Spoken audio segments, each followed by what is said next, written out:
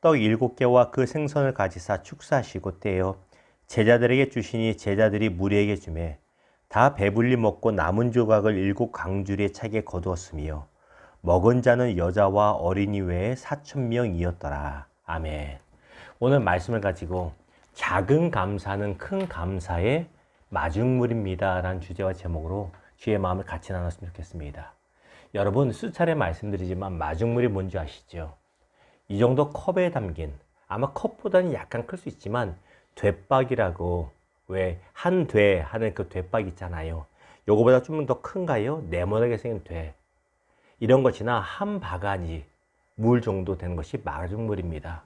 제 기억에도 제 어렸을 때 동네 한가운데에 펌프지라는 곳이 있었습니다. 우물가. 동네가 아파트 단지였지만 여전히 수도가 없었기 때문에 동네 어르신들이 물을 풀어 가면 줄을 서서 기다리면서 맨 앞에 있는 분이 한 대박 정도 되는 물을 펌프 속으로 집어넣고 막 열심히 펌프질 합니다. 그러면 한 대박 되는 물로 인하여 많은 물이 내려 솟아 올라오는 것을 우리 보게 되었습니다. 그것이 무엇입니까? 그것이 바로 마중물이라는 것입니다. 작은 마중물이 많은 물을 이끌어내는 하나의 통로가 된 것이죠. 그런데 감사가 그렇다는 것입니다. 작은 것, 별거 아닌 것, 일상적인 것에 감사하는 그 감사가 하나님 보실 때 큰 감사의 제목을 주시는 통로가 됨을 기억하시기를, 마중물이 됨을 기억하시기를 주님의 이름으로 축원합니다. 이게 승리한 삶의 비결이라는 것입니다. 자, 오늘 말씀 배경이 이렇습니다. 공간적인 배경은 갈릴리 호숫가 어느 산입니다. 예수님이 그 들판 같은 산 같은 곳에서 가르치고 계셨어요. 시간적인 것은 말씀 보았더니 3일 내내 말씀을 가르치셨습니다. 세상에 예수님의 말씀이 얼마나 좋았는지 사람들이 3일 내내 말씀을 들어도 떠나지 않고 지치는지도 몰랐다는 것이에요. 우리는 1시간 설교만 들어도 지치고 몸이 꼬이고 핸드폰을 보고 난리가 될 텐데 3일 내내 볼 정도로 예수님의 말씀은 좋았고 꿀송이 같았다는 것이죠. 자, 3일 내내 말씀 들었습니다. 그리고 말씀이 다 맞춰졌어요. 말씀이 끝나고 나자 사람들이 깨닫고 예수님 보신 것이 무엇이냐면 지쳐서 쓰러질 것 같다는 것입니다. 아무리 예배가 좋고 말씀이 좋아도 3일 내내 제대로 먹지 않았다면 지칠 수밖에 없잖아요. 예수님이 그들의 모습을 보시고 걱정하십니다. 제자들을 불러다 말씀하세요. 저들이 3일 내에 나와 함께 예배드리고 말씀 들었는데 집으로 갈 때 쓰러져 큰일 날까 걱정스럽다. 너희가 먹을 것을 주라고 말씀하십니다. 그때 제자들이 묻습니다. 예수님, 우리가 뭐가 있어서 줍니까? 수중에 있는 것도 없고 살 곳도 없습니다. 가게집도 없습니다. 말합니다. 자, 그때 예수님이 그들에게 물으세요. 너희에게 무엇이 있느냐? 그러자 그들이 말하기를 떡 7개 정도와 생선 2-3마리입니다. 오병이어 사건이 아니에요. 오병이어 사건은 이미 마태복음 한 장 전 14장에 있었고요. 또 다른 사건인데 비싼 사건입니다. 7병이어라고 불리는 사건이죠. 이때 예수님이 이 떡 7개와 물고기 2-3마리, 작은 물고기입니다. 이걸 가지고 무엇을 하십니까? 자, 36절 보세요. 제가 같이 읽어봅니다. 시작.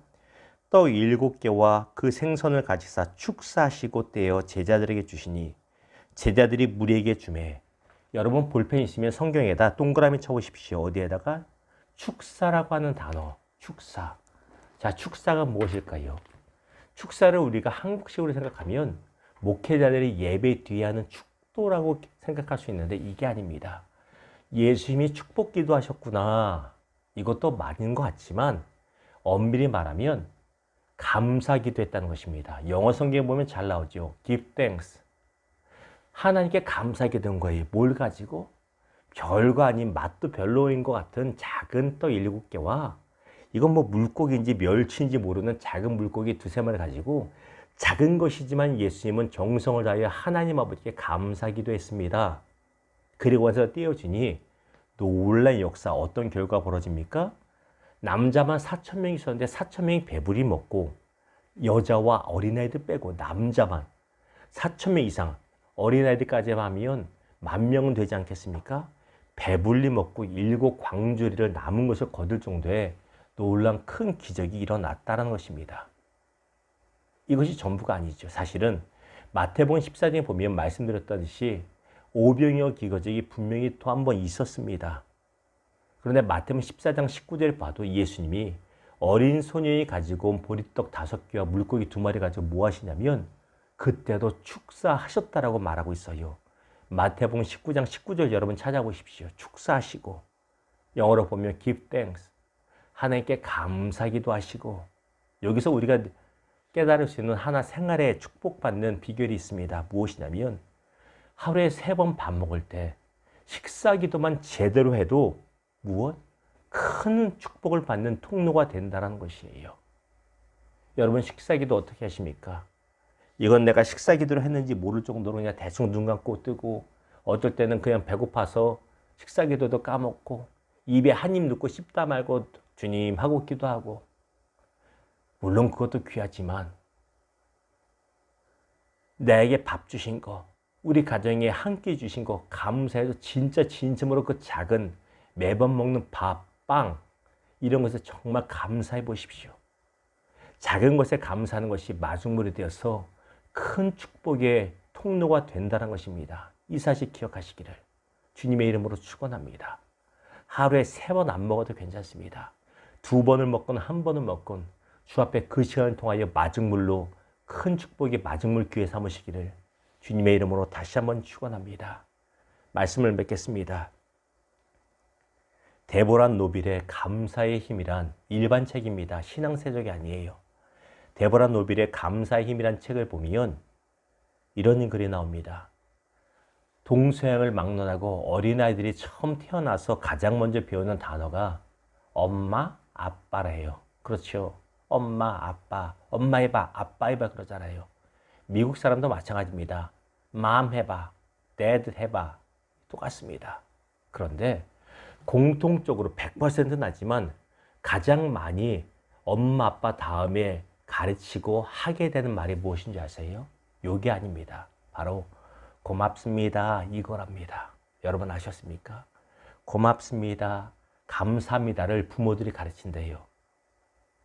그 내용을 보고요, 저도 한번 생각해 봤어요. 그랬을까? 그런 것 같아요. 아이들한테 엄마 아빠 해봐 하다가 아이들이 손이라도 한번 주면 걔 손 준 게 고마워서 엄마 아빠가 애를 붙잡고 뭐라 그래요? 아이고 고맙습니다. 저도 저희 집 강아지한테도 여전히 말하거든요. 아이고 감사합니다. 별거 아니에요. 애들이 한번 웃어주면, 도리도리 한번 해주면 아이고 고맙습니다 이렇게 하잖아요. 그런데 이 감사의 힘이라는 책에 보면 이렇게 말하는 거예요. 동서양을 막론하고 부모들은 축복의 통로가 감사와 고맙다고 말하는 것에 있음을 깨닫고 본능적으로 아이들에게 감사와 고마움을 가르친다는 것입니다. 이게 얼마나 맞는지는 모르겠지만 맞는 것 같아요. 여러분도 어떻습니까? 어린아이에게도 부모는 본능적으로 감사를 가르칩니다. 왜? 그것이 더 큰 축복을 받는 통로요 마중물이 되기 때문입니다. 문제는 우리가 자라면서 마음이 변질되며 감사를 잊어버린다는 것입니다. UC 버클리 대학의 에밀리아 토마스 박사는 이렇게 말합니다. 감사는 스트레스나 어려움을 극복할 수 있는 회복 탄력성을 강화시켜 줍니다. 회복 탄력성이 뭐예요?